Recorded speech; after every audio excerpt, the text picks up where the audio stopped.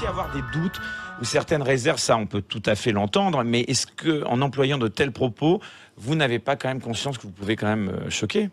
Alors, j'ai pas vocation à blesser, ça c'est clair que je n'ai pas envie de blesser. En attendant, honnêtement, tous mes propos sont détournés, on retire 1, 2 ou 3 mots, on les met ensemble et ça fait les gros titres. Là, sur ce sujet-là, il faut bien reconnaître que si je disais que le ciel était bleu, ça n'irait tout de même pas. Donc, en l'occurrence, les propos que vous avez cités, si on les reprend exactement dans leur contexte, il s'agissait de comparaison et de métaphores. Alors, si on ne peut plus raisonner par métaphore ou par l'absurde, ça va devenir compliqué de raisonner. Et effectivement, il n'y a quand même rien, ni d'homophobe, ni de ce qu'on veut m'attribuer dans tous les propos. D'ailleurs, s'il y en avait, je serais déjà condamnée, j'espère. Donc, il n'y en a pas, tout simplement, il n'y en a pas. Est-ce que c'est inquiétant pour la démocratie française, ce duel entre l'extrême droite et Emmanuel Macron en marche ? Est-ce que c'est bon pour la démocratie française ? Je trouve que c'est inquiétant pour la démocratie. Je préférerais qu'on ait des oppositions. Je préférerais qu'on ait un PS fort ou des LR forts. Je préférerais voir Macron et LR ou Macron et PS plutôt que les extrêmes. Parce que du coup, le vote après représente un double rejet et on ne peut pas travailler ensemble avec des ennemis. On doit travailler ensemble avec différents points de vue. Mais après, c'est compliqué. Il n'y a pas d'automaticité d'un modèle démocratique. Ingouvernable, je ne pense pas. Nous sommes en pleine crise, ça c'est clair. Mais tout se passe comme si on le découvrait. Et ça, pour le coup, je suis étonnée parce que j'en suis de cette crise. On en sort. On est issu de cette crise. On ne serait pas là. Je viens de nulle part. Les oppositions, on ne peut pas nous dire en même temps « Oh ben, vous avez créé ça, ça arrive, vous êtes surpris, vous ne savez pas gérer. » Non, ça n'arrive pas, on n'est pas surpris, on en est le fruit. Oui, et c'est ce que je vous disais, cette crise, elle est plus sociétale et à mon avis, elle signe plutôt une crise spirituelle qu'économique. Parce que les gens, j'espère que je ne vais pas encore nager de travers, mais aujourd'hui, on est moins pauvres. C'est pourtant une vérité qu'il y a 50 ans. Et on est moins heureux. Moi-même, quand j'étais jeune, il y avait une voiture dans la maison, il y avait un téléphone, on n'allait pas en vacances, on était beaucoup plus heureux. Le problème, c'est qu'on a construit une société, certes de consommation, on est passé du sens du collectif à l'individualisme. Moi, j'ai un village chez moi, un grand village pour le coup. Il y a quelques décennies, il y avait des cars qui allaient régulièrement à Beauvais. Allez savoir pourquoi, avec le temps, chacun a pris sa voiture. Voilà. Il n'y a plus de cars. Et maintenant, on est parce que l'individualisme, parce que mille choses. Et aujourd'hui, il faudrait retourner à ce sens du collectif. C'est très compliqué. On a fait croire que le bonheur était là-dedans, dans la consommation, dans l'individualisme. C'est pour ça que cette crise est beaucoup plus profonde. Beaucoup plus profonde. Elle n'est pas économique, en vérité. Je veux dire, un débat sur le pouvoir d'achat, ça ne créera pas ce monde commun ni le bonheur des gens. Elle est beaucoup plus profonde. La une de l'actualité ce soir, Agnès Steel exclue de La République En Marche. La décision est tombée cet après-midi. Le parti estime que la députée de l'Oise a eu des propos pernicieux sur la PMA pour toutes. Clairement, cette exclusion a été injuste et est injuste. J'ai été exclue pour mes idées et c'est un délit d'opinion. On doit avoir le droit de penser ce qu'on veut dans son pays et même de le dire, sinon on n'est plus en démocratie. Une pression d'une vingtaine de collègues qui sont, faut le dire, des militants LGBTistes, militants puissamment LGBTistes, et c'est une cause comme une autre, donc ils ont raison. Simplement, on ne peut pas imposer à l'autre quelque chose. Avec les non-inscrits, Jean Lassalle, les non-inscrits, ça nous permet d'être libres. Bon, comme je vous disais, c'est pas drôle. Quand on n'est pas au courant de tous les textes de loi, il faut vraiment aller à la pêche pour tout. On n'a pas d'administrateur, on est mis de côté. Personne ne nous tient au courant de rien. Au municipal à Beauvais, je joue mon joker. Qu'il y ait une démocratie et que chacun combatte pour ses idées gentiment, dans le respect du combat politique, pas les personnes. On ne doit pas vivre ce que j'ai vécu. On ne doit pas m'accuser de tous les mots d'homophobe alors que j'y suis pas. La démocratie, ça se joue sur le débat d'idées, mais pas de l'affrontement avec les individus.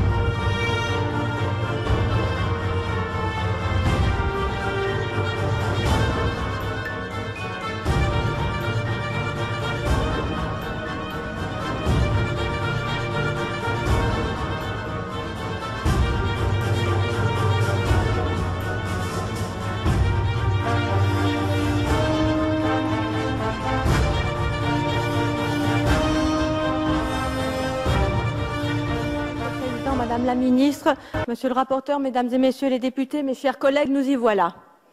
La France va inscrire dans sa loi le père facultatif et permettre la venue au monde d'enfants sans père. Mais qui êtes-vous pour vous permettre une telle mutilation? Est-ce à dire qu'un père est inutile? Assumez de dire qu'un père n'est pas nécessaire. Assumez de dire que vous ne devez rien à vos pères. C'est précisément cette société-là que je ne veux pas. Celle qui dit qu'elle se fait toute seule. Celle qui dit que l'autre n'est pas nécessaire. Votre loi, c'est s'offrir un être humain. On ne s'offre pas un être humain, Madame la Ministre. Un être humain n'est ni un objet, ni un projet, ni une promesse de campagne. Votre loi, loin d'abolir les inégalités, votre loi les aggrave.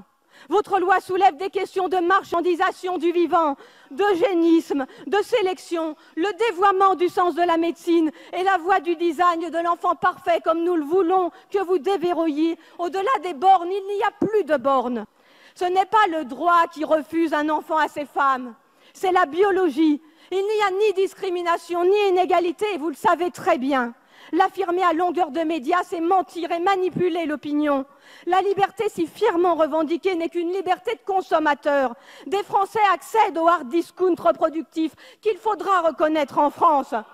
Si la PMA, la congélation ovocitaire, le DPI, la recherche sur embryons, si tout cela existe, c'est aussi parce qu'elle enrichit médecins, généticiens, biologistes, patrons de start-up, juristes, avocats, banquiers en sperme et en ovules.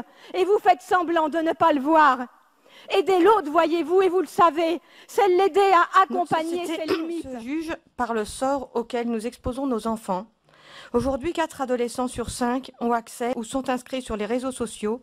En conséquence, ils bénéficient d'une liberté sans précédent par rapport aux générations passées, mais surtout, ils s'exposent à des propos haineux dont ils sont la cible, mais également à des contenus violents ou pornographiques, par exemple. Même entourés, ces enfants font face à une diversité sans limite des manifestations de haine. Ils voient des images violentes dès l'âge de l'école primaire. Dans le cadre de ce printemps de l'évaluation, j'ai choisi de dresser un premier bilan des récentes unités d'enseignement élémentaire autisme, les U2EA, déployées à la rentrée 2018. Certains types de plastique opaques ne peuvent être recyclés. Le recyclage du plastique demande la réunion de plusieurs conditions. Une technologie de recyclage disponible, une filière de recyclage structurée, une collecte et des centres de tri prêts à accueillir et séparer les plastiques dont certains plastiques ne peuvent faire l'objet. Vendredi 17 mai, Nin Conrad a diffusé sur YouTube le clip d'Oupéi qui a fait près de 500 000 vues. Et il y déclarait notamment, propos que je ne cite pas tant ils sont vulgaires, infamants, violents et haineux. Ces mots sont français, il s'agit d'une chanson francophone. Considérez-vous cela comme de la culture? N'y a-t-il pas mieux pour nos jeunes? Madame le rapporteur, ne pensez-vous pas que la politique de contrôle du contenu radiodiffusé ne doit pas s'exercer uniquement afin d'accroître la part des chansons francophones, mais aussi qu'elle doit également servir à lutter contre ces appels à la haine, au racisme, à la violence? Vous n'ignorez pas évidemment que dans l'Oise, nous sommes dans une situation catastrophique, mais comme ailleurs en France, jusqu'à un maire qui avait fait un arrêté pour interdire de mourir dans son village, parce qu'on met 6 heures à trouver un médecin qui accepte de reconnaître le décès. Bien sûr, on connaît les raisons de ces désertifications. Bien sûr, j'ai conscience que vous tentez réellement d'agir et de faire tout ce qui n'a pas été fait depuis des décennies. Et comment peut-on changer le calcul de la présence des médecins qui parfois n'est pas la réalité? Nous devons bien constater que le budget de l'éducation est en hausse, ainsi que le taux d'encadrement des élèves, que l'école primaire est la priorité, ce dont je me réjouis vraiment, et que les salaires des enseignants en REP augmentent. L'actualité s'est accélérée ces dernières semaines concernant l'école, prise de conscience croissante du harcèlement et des violences à l'école, formation et appui sur les fondamentaux, débat sur le voile islamique pour les accompagnateurs scolaires, suicide d'une directrice d'école, autant de sujets qui mériteraient d'être traités individuellement, mais j'irai à l'essentiel car nous sommes pragmatiques. La guerre civile syrienne dure depuis plus de 8 ans déjà. Elle a fait un demi-million de morts et a provoqué l'exil de 5 à 6 millions de personnes de leur foyer, soit le quart de la population. Aujourd'hui, nous sommes toujours confrontés au fait qu'un pays, la Turquie, notre partenaire de l'OTAN, a annexé un territoire en violation du droit international. Assis sur les bancs confortables de cet hémicycle, N'ayant pour la plupart jamais connu de guerre sur notre sol, nous avons du mal à réaliser l'ampleur de ce drame. Nous avons du mal à réaliser la complexité du terrain, des facteurs religieux, ethniques, politiques et des alliances de circonstances. Nous ne réalisons pas l'ampleur du courage de tous ceux qui se sont engagés, les armes à la main, la peur au ventre. Et j'entends bien les efforts budgétaires constitués par l'État, ainsi que les accords des départements. Néanmoins, les départements sont réellement dans des situations difficiles. Les MNA, par exemple dans l'Oise, que je connais particulièrement, l'augmentation de la présence des MNA est exponentielle. 20 millions d'euros en 2018 au budget du département de l'Oise. Et l'État a beau participer, évidemment que c'est autant qui ne vont pas sur la ligne budgétaire de la protection de l'enfance qui, elle, est du ressort du département, alors que la politique migratoire est effectivement du ressort de l'État. Actuellement, les départements, ou en tout cas par exemple l'Oise, sont asphyxiés par ces dépenses, par cette politique qui est du ressort de l'État. Cet amendement permet aux candidats de se présenter aux élections municipales avec la nuance sans étiquette dans les communes de moins de 3 500 habitants.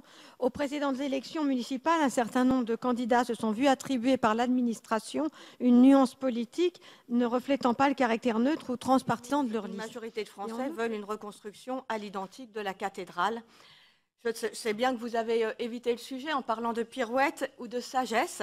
Néanmoins, êtes-vous aujourd'hui en mesure de nous assurer que la restauration de Notre-Dame de Paris se fera dans le respect de son état antérieur à l'incendie? Car la question intéresse, voire inquiète, nombre de nos concitoyens. Je vous remercie.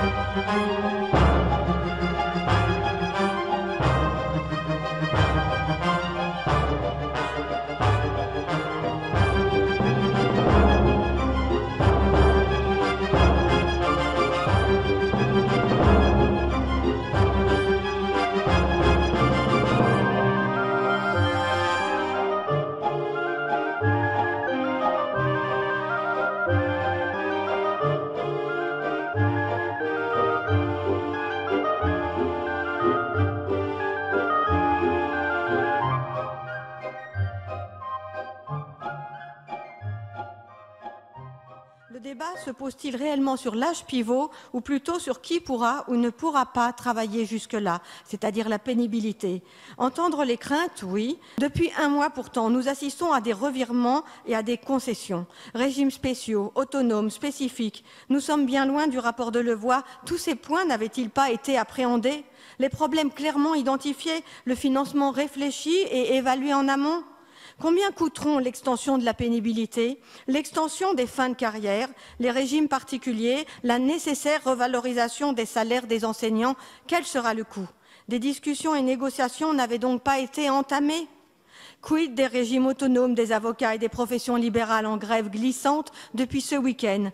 Fait rarissime chez les médecins, kinés, infirmiers, experts comptables, avocats.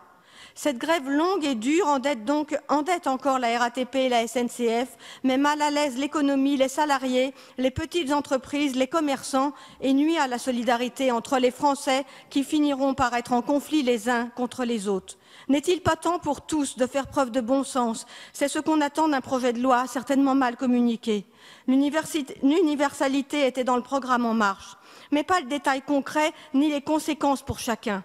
C'est drôle, ça me rappelle une autre réforme aujourd'hui qui passe en ce moment au Sénat. Je vous remercie. La protection des enfants contre la pornographie que vous souhaiteriez voir comme la grande cause nationale 2020.